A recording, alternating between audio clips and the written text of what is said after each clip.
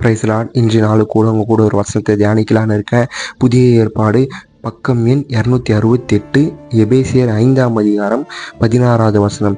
நாட்கள் பொல்லாதவைகள் ஆனதால் காலத்தை பிரயோஜனப்படுத்தி கொள்ளுங்கள். பாருங்க, வர ஜென்ரேஷன்லாம் பயங்கர கொள்ளை தான் நடந்து கொண்டு இருக்குது. அதனால் நீங்களும் நானும் எப்போதுமே ஆண்டவரோடு இடைப்பட்டு இப்போ சிறு விதையை தான் விதைக்கணும். ஆண்டவர் நம்மளுக்கு ஃப்யூச்சரில் ரெட்டிப்பான நன்மையை தருவார். அதனால் எப்போதுமே ஆண்டவரோடு செலவிடுங்க நேரத்தை.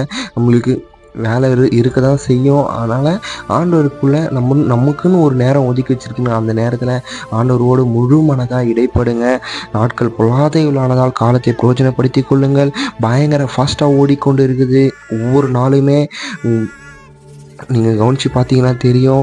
அதுக்குள்ளே 7 மாதம் வருது, அதுக்குள்ளே முடிய போகுது 7வது மாதமே இன்றைக்கி பார்த்தீங்கன்னா. அதனால் நீங்களும் நானும் இந்த வார்த்தையை நல்லா உட்கொள்ளுங்க.